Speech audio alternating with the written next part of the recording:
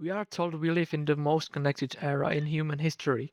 We have the sum of all human knowledge in our pockets, instant communication with anyone on Earth, and enough entertainment to last our lifetimes.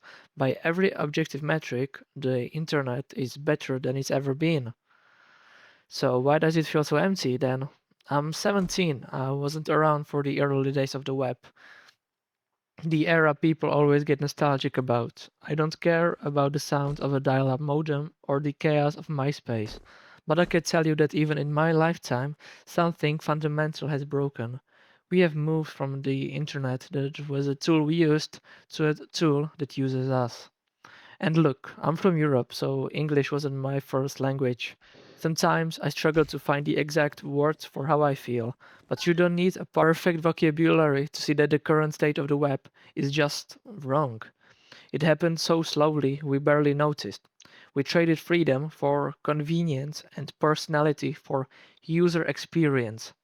And now we're left with a version of the web that feels more like a shopping mall than a place for actual people. The biggest lie we're told is that we have more choice than ever. But look at how you actually spend your time online. Do you choose what you see? A decade ago, the internet was a place where you had to go out and find things. You followed links, you bookmarked weird websites, you surfed. There was an element of discovery. You could end up somewhere completely unexpected just by being curious. Now we have the feed.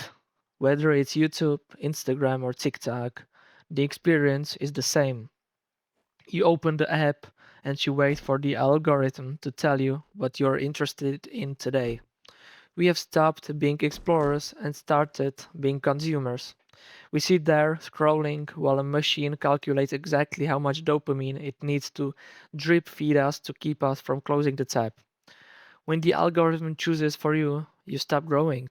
You just get more of what you already like, or worse, more of what makes you angry, because anger is the best way to keep you engaged. We're being trapped in these digital bubbles, and the walls are getting thicker every day. Then there's the pressure. It's not enough to just exist anymore. Every platform is designed to turn your life into a performance. You don't go to a concert to hear the music. You go to record it so people know you were there. You don't have a hobby, you have content now. If you aren't posting about it, like did it ever happen? In my home country, we'll talk about real life versus internet life. But those lines are blurring. We are 17 and we are already worried about our personal brands. Think about how insane that is. We are treating our lives like businesses before we even figured out who we are.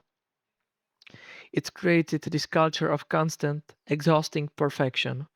Everything has to be curated, everything has to be edited. We are all terrified of being seen as a boring or unsuccessful or even cringe. So we perform these idealized versions of ourselves for people we don't even like. It's a job that never ends and it's stripping the soul out of everything we do. The worst part is that you can just leave. There used to be a boundary between the real world and the online world. You went home, you logged on, and then, eventually, after some time, you just logged off. You were allowed to be unreachable. You were allowed to be alone with your own thoughts. However, that boundary is now gone just. We carry the internet in our pockets, which means we carry everyone else's expectations, opinions, and demands with us every second of the day. If you don't reply to a message in 10 minutes, you are being rude. If you don't know about the latest news events an hour after it happens, you're just out of the loop now. We've lost the right to be just away. We are constantly stimulated, constantly monitored, and constantly available. It's created this baseline level of anxiety that we just accept now as normal.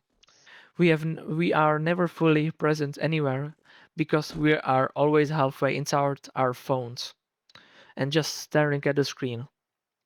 So what do? You can't just delete the internet.